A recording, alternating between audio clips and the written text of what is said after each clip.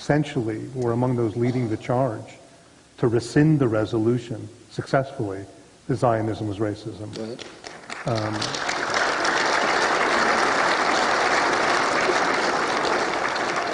What did you have to do, by the way, to help make that happen? So I proposed really very early on that we try and repeal it, aiming at actually at 1990. It would have been the 15th anniversary of its passage.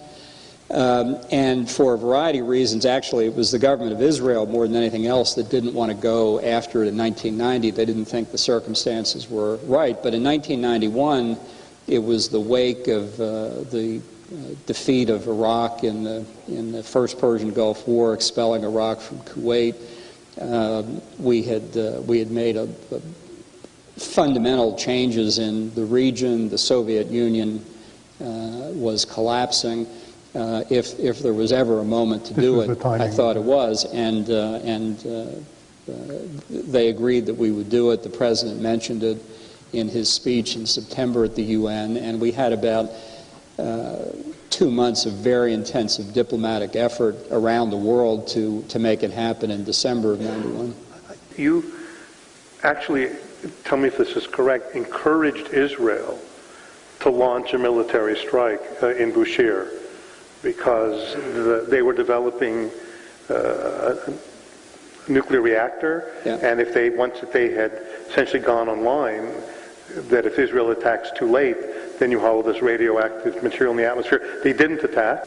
Faced with a similar reactor in Iraq, it bombed in 1981. Faced with another similar reactor being built by North Koreans, my friends the North Koreans, in Syria. Israel attacked that in September of 2007. It did not attack Bushehr. And the point you're making is an important one, because once the nuclear fuel rods are inserted into the reactor, if you attack the reactor, you'll release radiation. And Bushehr is right on the Persian Gulf. You'll release it into the atmosphere and the Gulf, and it will all sweep downstream to the Arab states on the southern shore. That's why I would have attacked 3 years ago. What do you...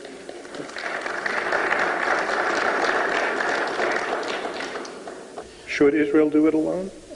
Since we're not going to do it until at least January the 20th, 2013, yes.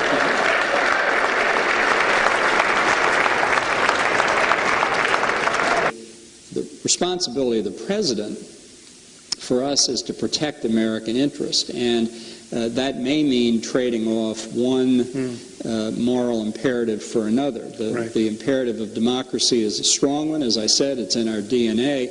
But the imperative of protecting our strategic interest in the short term to safeguard the lives and stability of our own country, I would judge to be a higher priority. So, Mr. Ambassador, let me then turn to the United States and ask you a question that is raised frequently.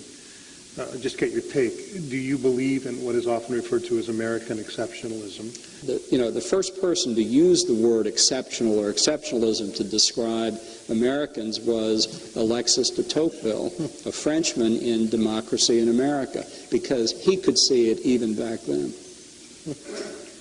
So this country is about to embark in a very serious way towards electing a president. And before I ask you to give me an assessment, certainly the Republican candidates, as late as in August, you showed an interest in the nomination yourself. Americans vote looking forward, and the question they basically ask is who's going to do the best job in the next 4 years. And although we have not had anything like an adequate discussion on national security affairs the last 3 years, it only takes one incident to refocus people's attention. And we can talk all we want about our domestic economy. Our adversaries are not gracious enough to wait for us to get our economic house in order. They are acting on the perception now of American weakness and challenging us in a variety of places around the world, and the pace and the scope of those challenges is only going to pick up. If we don't debate this we're going to have another term with a president who has not thought adequately about these issues, and it will imperil our security. Well, I think that most people hope that that becomes an agenda, whether they're Democrat or Republican, and obviously it will not happen as a result of anything terrible in the United States. Time and time again, Israel is criticized for behavior that is entirely reasonable. And because so much of what Israel does follows the traditions of the United States, that Israel, in effect, is a surrogate for the United States in the international community, in the negative sense that people are always talking about the canary in the mine shaft. And it has been kind of example after example that led me to appreciate the confluence of interest between Israel and the United States. And that in turn led me to look more at the history of Jewish people in the Western context and what they had suffered over the years and prejudices that had developed against them, and to have a better understanding of the attitudes and approaches that Jewish people brought to political life in this country, and that they brought to the founding of Israel. And to me, it was really summed up once I was driving through the West Bank and came across a Israel military encampment up near on the way to the Golan Heights, and it was obviously very harsh conditions, weather conditions, and so on, and a